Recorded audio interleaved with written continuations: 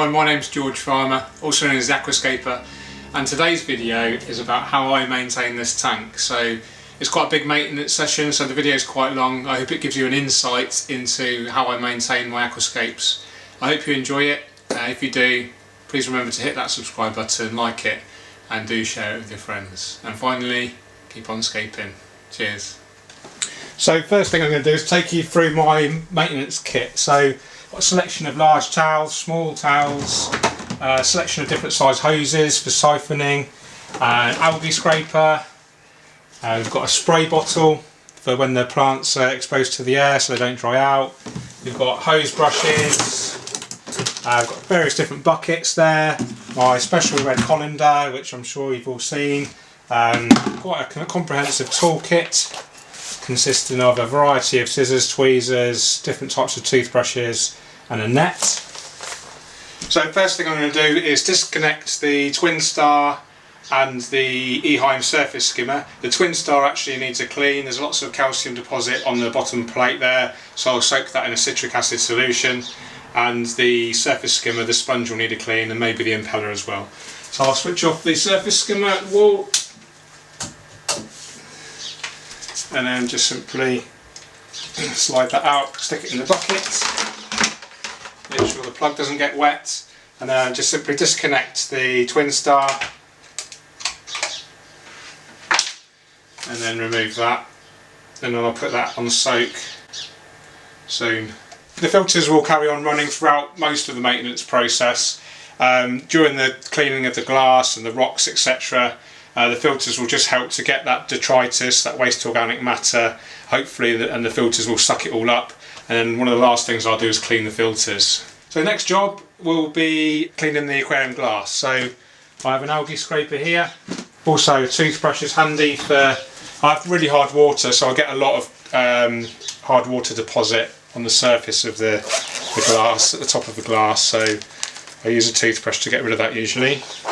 Give that a good rub and hopefully that will clean that ugly hard water deposit that I tend to get as the water evaporates and leaves behind the minerals, because as I say, it is really hard water. I've used RO water before and you don't get anywhere near as much deposit, but the trade-off is RO water is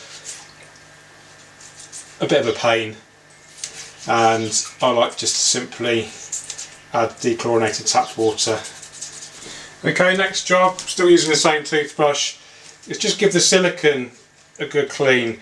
It's actually really minimum silicone work on this custom built eaReef 1200 tank. The standard eaReef 1200 is a black silicone, and it's actually really visible, obviously, it's being black.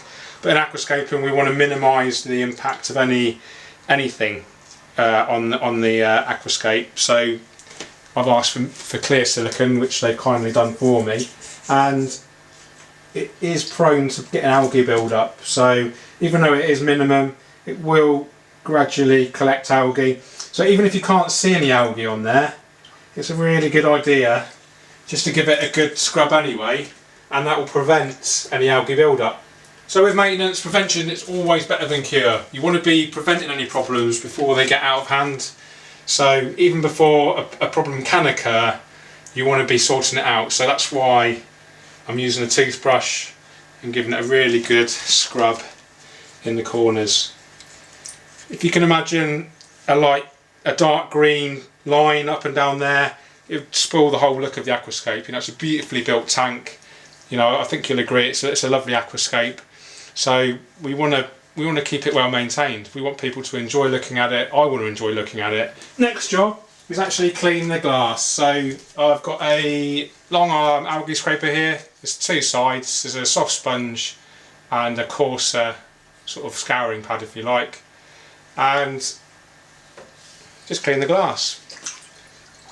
Not a hard job.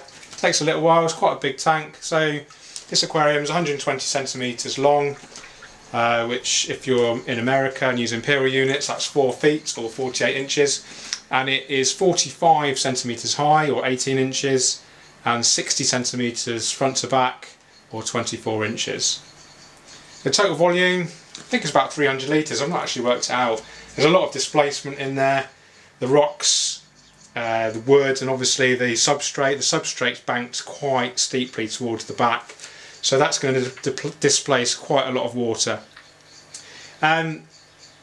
Substrate, I'm using JBL plant soil, but that's on top of JBL volcano mineral, which is basically like a crushed lava rock, which is great for just building up your substrate. So rather than using, you know, I've probably needed about 8 or 9 bags of soil, but instead I think I used six bags of the volcano mineral JBL, and then I think 3 or 4 bags of the JBL plant soil. And the good thing about the volcano mineral is it really helps to keep the shape. So because of its structure, it won't tend to level out like some substrates can, and also it'll be reusable as well, so there'll be loads of beneficial bacteria in there. So when eventually I get to rescape this aquarium and this aquascape, or do a new aquascape, I'll be able to reuse that volcano mineral. I might need to replace the soil, but I could definitely replace the volcano mineral, definitely keep the volcano mineral. So yeah, just cleaning all the glass as well as I can, and there's not much algae on there, but it is visible. You probably can't see it in the video.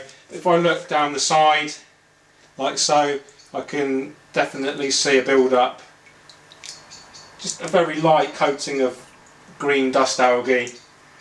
Nothing to worry about. I've actually been really naughty. I've not done a water change on here for nearly 2 weeks, and it's actually looking really good. There's no major dramas with algae. The rocks are actually much cleaner than I thought they'd be.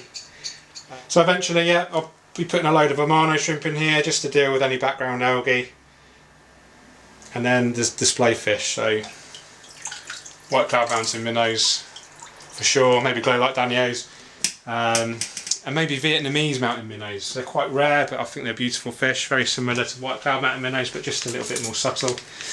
And then just to clean the algae towards the bottom of the tank near the substrate, use a toothbrush. It's really important now not to trap any grains, any substrate grains in the toothbrush, because what you can do is scratch the glass. So if you can imagine a grain of substrate just lodged in there and me scrubbing away, you're just going to end up with loads of scratches. So you have to be careful about that. Okay, next job is to clean any obvious algae off the wooden rocks. So actually I'm really impressed. The rocks are hardly got any algae on at all. You have to be this is Sirius stone or mini landscape rock or grey pillar rock, depending on what supply you use. It's basically limestone, so in acidic water, which mine probably will be because I'm injecting CO2, even though the water's hard, it probably will be acidic. I haven't actually tested the pH. I'm guessing it'll be about 6.6, 6.8. It will slowly dissolve the rocks, so actually when you clean the rocks with a toothbrush, you can normally see clouds of calcium, basically limestone, coming off. So you're actually physically almost eroding the stone away, so ideally you don't want to be scrubbing the rock too hard. The last thing I'll do is a very large water change, so that will dilute any of the waste organics that have escaped into the water column. It's really important to dilute them with a big water change, otherwise that will very likely cause algae. So most algae is caused by waste organic matter. The wood does have a little coating of brown algae. There's quite a lot of pest snails in there actually. Keep an eye on them. When I do add fish, it's important not to overfeed because that will increase your snail population. So I'm just looking at the wood. Is there any obvious algae? Not really. There's a little bit over here and here. So it is worth mentioning that plants themselves do produce a fair amount of waste, and for that reason I will be cleaning the filters to maintain good flow and just to avoid an excess build-up of organic matter in the filters, which can lead to algae. Anecdotal evidence suggests dirty filters cause staghorn algae. And plants will use nitrate, they'll use nitrite as well, but they have an easier time using ammonium as their nitrogen source. So liquid fertiliser wise, I'm dosing a comprehensive fertiliser I'm actually alternating at the moment between Colombo Pro Fertiliser and Tropica Specialised Fertiliser. They're both very similar products. They both contain NPK, so nitrates, phosphates and potassium. And I do believe they contain ammonium nitrate as a large proportion of their nitrogen source, so that's interesting. I have been given some Vimy from Lithuania fertiliser company. They have lots of different bottles for lots of different types of nutrients, so I will be trying them out at some point in the future. Considering I've not done a water change in here for 2 weeks, I'm really happy at how clean and healthy it's looking, and that's quite encouraging because it means that hopefully I won't have to do too much maintenance on it. If I can get away with one water change every 2 weeks, I think that's incredible for an aquascape. I am running the lights half power, so these are Kessel A360 tuna suns, so they're designed for fresh water. Kessel have a background in horticulture, so clearly they know how to grow plants, and clearly they've nailed it with these Kessels. Plant growth has been really good considering I'm not running on full power. You can see that Ladwigia palustris is actually trying to grow out the top. Same with the Rotala green. I'll be giving this a really good trim later on. Okay, now we're on to one of my favourite parts of maintaining the tank, and that's giving the plants a really good stroke. Plants love a bit of care and attention, and imagine a plant, you know, it can't move like a fish can, so you know, any organic matter, any algae, you know, it will rest on that plant and it needs removing. So I'm looking at the plants and there's no obvious algae, but what I'm going to do is just give all the plants a little stroke, being careful especially with the plants around the rocks, because some of these aren't attached properly. I've just literally pushed them in the nooks and crannies, so they might want to try and escape. So I wave my hand above the plants, especially the mosses. I've got some lovely coral pellia here, Ricardia camidrifolia. I've got some rare Physidans here as well, which was given to me by a friend of mine. So I'll just wave my hand. I can see a lot of detritus coming out of the stones and out of the mosses. So it's really important that we get rid of that. Hopefully the filter will suck that up, and any left over hopefully will be removed as part of the large water change. Nice big chunk of coral pellia there. Let's give that a bit of a wave, get rid of any detritus. Same with the crypts. Hopefully they've rooted, they're growing really well. Very minimal crypt melt actually. I've probably only had to remove 10 or 12 leaves over the last 6 weeks. So that's a really good sign. I was a little bit concerned because I'm not using a heater. I was a little bit concerned at the potential temperature fluctuations throughout the night, and then obviously the temperature will go up during the day. I was worried that that might encourage crypt melt, but thankfully we're okay so far. So again, give a bit of a wave down here. I've got 2 filters running, but even so there's still quite a lot of potential for dead spots. It's a very hardscape heavy aquarium, so aquascape, so there'll be lots of pockets in there where there's not getting any water movement, and that's going to be areas for concern, potential concern. Okay, so we've cleaned all the algae off as much as we can. Now the next step is to remove the filters, give the glassware a good clean. So we've got inlet, outlet there, inlet and outlet there. They need removing, the hoses need removing from the filters.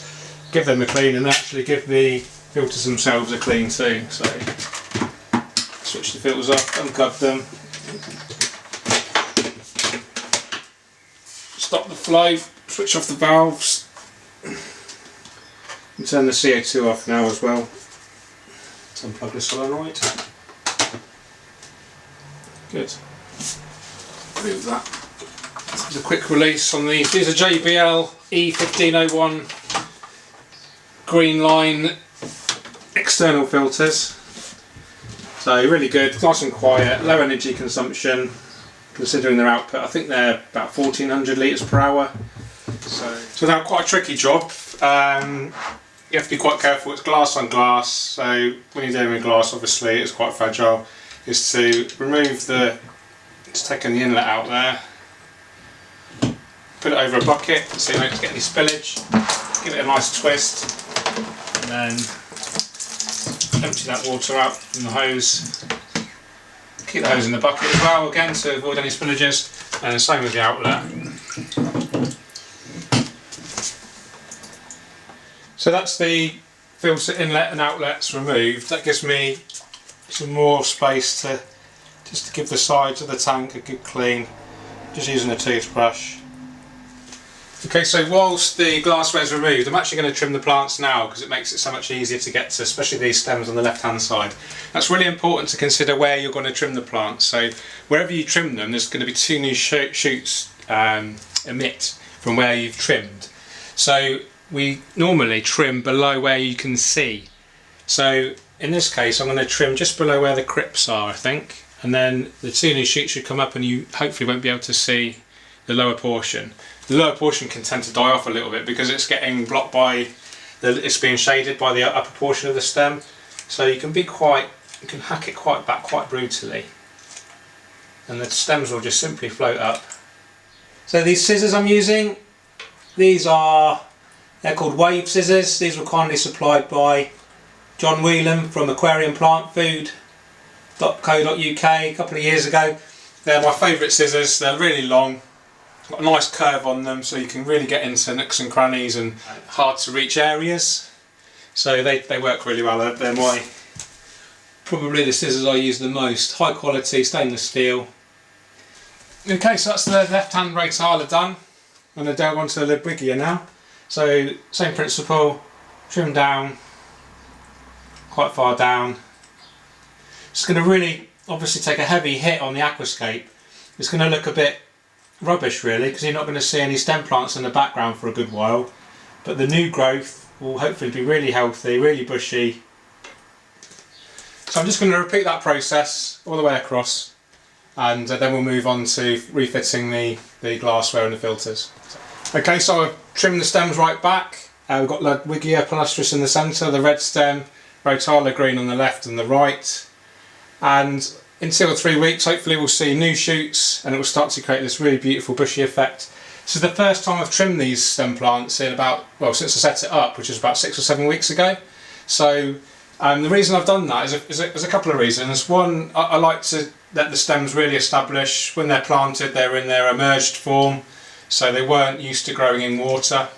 So it's a good idea to let them adapt. And I like to let them grow to the surface. I just like to let them get really settled in. I've been dosing quite heavily with liquid fertiliser, and that just allows the stem to take in loads of nutrients, and then hopefully that will allow it to grow really nicely once you've trimmed it. So just using a net, just to net off all of the loose cuttings.